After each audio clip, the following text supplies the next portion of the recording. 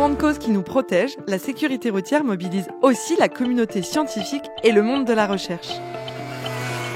Parlons sécurité routière, un podcast qui tend le micro à la science. Aujourd'hui, dans Parlons sécurité routière, on s'attaque à un acronyme un peu mystérieux, l'EAD, éthylotest anti-démarrage. Qu'est-ce que c'est ? Concrètement, c'est un appareil installé près du volant. Avant de pouvoir démarrer, le conducteur doit souffler dedans. S'il est sobre, il peut prendre la route. Sinon, impossible de mettre le contact. Il peut être installé dans les voitures de particuliers, généralement après une infraction liée à l'alcool. Son intérêt, plutôt que de suspendre le permis, on prévient la récidive, tout en maintenant la mobilité, le lien social et l'accès à l'emploi. Une autre approche de la sanction. 15 ans après son arrivée en France, il est temps de faire le point. Est-ce que ça marche ? Qui peut y avoir recours ? Et quels sont les freins qui restent à lever ? Pour répondre à ces questions, on accueille Claire Marchal, consultante au sein du cabinet de conseil Wavestone. Bonjour Claire Marchal, merci d'être avec nous. Bonjour. C'est vous qui pilotez l'évaluation du dispositif EAD, donc sans faire plus de suspense, est-ce que ça fonctionne ? Alors oui, l'EAD fonctionne. L'EAD permet effectivement de limiter les récidives de conduite sous l'empire d'un état alcoolique une fois son retrait effectué, mais aussi évidemment pendant la mesure, puisque comme vous l'avez soulevé, le conducteur ne peut tout simplement pas conduire sous l'empire d'un état alcoolique quand il a l'appareil installé sur son véhicule. C'est des choses qu'on a pu déjà observer à l'étranger. L'EAD, il existe depuis les années 80 aux États-Unis, donc il y a déjà quand même un historique qui a permis de se rendre compte qu'effectivement il y avait des impacts sur la récidive, mais l'étude qu'on a menée cette année a permis aussi de voir que c'était aussi le cas en France. Donc l'EAD permet bien de faire en sorte que les conducteurs conduisent moins a priori sous l'empire d'un état alcoolique après le retrait de l'appareil. Par exemple, en comparaison avec une suspension administrative, on a un taux de récidive de 1% environ après 1 an, contre 6% quand un conducteur était sous suspension administrative. Et est-ce que vous avez des éléments de réponse pour comprendre pourquoi ça fonctionne ? Alors ça fonctionne parce que c'est un outil qui est pédagogique en fait. Les personnes voient directement si elles peuvent conduire ou pas et se rendent compte que parfois elles auraient pu se dire que finalement un verre c'était pas bien grave et qu'elles pouvaient quand même conduire, et finalement le dispositif les empêche de démarrer la voiture. Et c'est cette répétition et le fait que vraiment elles sont clouées au sol en fait, qui petit à petit les amène à comprendre finalement les impacts de la consommation d'alcool sur leur capacité à conduire. Et pour avoir échangé avec des usagers qui ont installé l'EAD, ça les a vraiment sensibilisés en fait. Beaucoup nous ont dit que ils ont pris conscience tout simplement de ce que ça représentait que de conduire en ayant consommé de l'alcool, même dans des proportions qu'ils jugeaient pas forcément énormes. Quels sont les différents prescripteurs de l'EAD aujourd'hui ? Alors aujourd'hui, il existe 3 types d'EAD et on va dire 2 types de prescripteurs. On a les préfets, qui prescrivent l'EAD juste après l'infraction. Donc ils peuvent décider soit de suspendre le permis de conduire de la personne ou de lui proposer un EAD. En général, ils décident de prescrire un EAD dans l'optique de maintenir le lien économique ou social de la personne.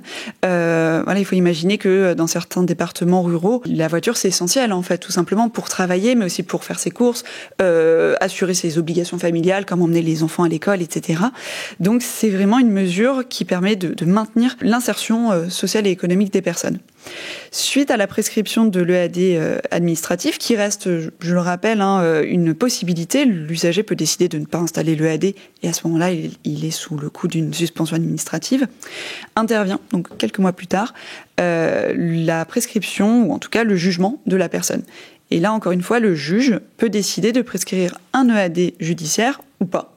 Et dans ce cas-là, ce sera plutôt une suspension judiciaire. Et puis, il y a un troisième acteur qui intervient, ce sont les médecins agréés, qui travaillent dans les commissions médicales départementales et sur évaluation de l'état physique et médical du contrevenant, peuvent décider de donner un avis favorable à l'installation d'un EAD avec ajout de stage en centre de soins, tout simplement, pour accompagner davantage le conducteur. Et c'est toujours lié à une arrestation, lié à un délit d'alcoolémie au volant. Tout à fait, effectivement. Souvent, après d'ailleurs une infraction délictuelle, les contraventionnelles étant plus compliquées en tout cas à mettre en œuvre. Et c'est quoi la différence entre délictuel et contraventionnel ? C'est le taux d'alcool qui est constaté dans le sang ou dans l'air expiré par le contrevenant. Donc au-delà d'un certain taux, on passe à un délit. Aujourd'hui, ça concerne combien de personnes l'EAD en France ? En 2022, on a environ 30 000 EAD qui ont été prescrits en France. Pour autant, savoir concrètement combien de EAD ont été installés, c'est assez compliqué. Il faut savoir que c'est une mesure qui n'est pas obligatoire. Donc en fait, le préfet ou le juge donne la possibilité aux contrevenants d'installer un EAD et donc de pouvoir continuer à conduire. Pour autant, on a vraiment beaucoup de mal à voir combien de personnes ont réellement installé la mesure. On estime qu'il y a environ 40% des prescriptions qui ont donné lieu à une installation d'EAD en 2022. Et donc, dans votre étude, vous montrez également qu'il y a une disparité sur le territoire des prescriptions d'EAD et des installations également ? Alors, en tout cas, sur les prescriptions, on en est sûr. Sur les installations, c'est aussi plus compliqué à suivre, puisqu'encore une fois, il n'y a pas de données, en tout cas, stabilisées à l'échelle nationale. Ce qu'on peut voir, en tout cas, c'est que en matière de prescription d'EAD, on a de vraies fortes disparités au niveau du territoire. Il y a environ 16 départements qui concentrent 50% des prescriptions d'EAD à l'échelle nationale. Et quand on regarde par type d'EAD, la différence est encore plus flagrante. Je vais prendre l'exemple des EAD médico-administratifs qui sont moins connus et plus complexes à mettre en œuvre. Là, on est sur 5 départements qui prescrivent 80% de tous les EAD médico-administratifs en France. Et ça, comment vous l'expliquez ? C'est à la fois une question peut-être de méconnaissance, ou en tout cas de manque de connaissances au niveau des préfectures en matière de mise en œuvre de l'EAD. Il y a aussi le fait qu'il y a un certain nombre de critères en fait pour qu'un préfet puisse prescrire un EAD.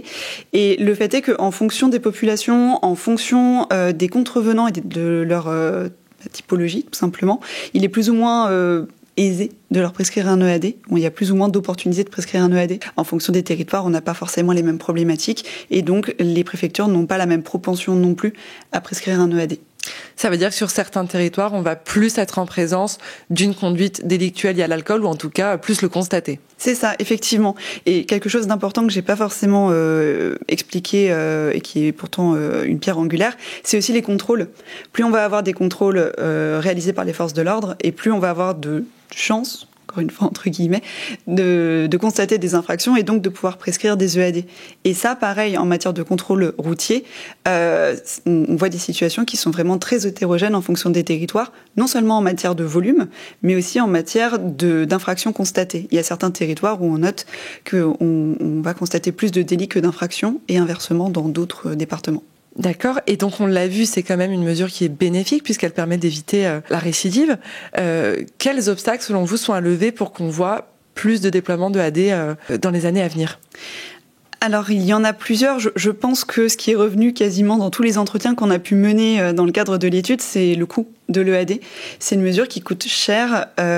Au cours de la première année, on estime que ça coûte 1 800 € à un usager, donc c'est vraiment pas neutre.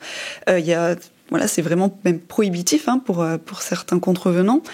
Il y a aussi le fait que, comme je l'expliquais, on a des niveaux hétérogènes de connaissance de l'EAD et des différentes typologies d'appareils, en tout cas de mesures qui existent à l'échelle du territoire. Et donc forcément, si on connaît mal l'EAD, on peut aussi moins bien le mettre en œuvre.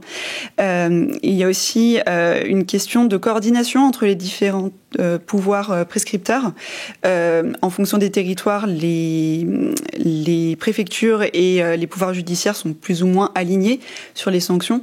Or, évidemment, l'idéal serait d'avoir un continuum de sanctions et donc que les décisions soient alignées entre pouvoir judiciaire et pouvoir administratif. Et puis, il y a aussi la notoriété même de l'EAD. Je pense que si dans la rue on interrogeait des passants en leur demandant connaissez-vous l'EAD, savez-vous ce que c'est ? Je pense que personne ne saurait.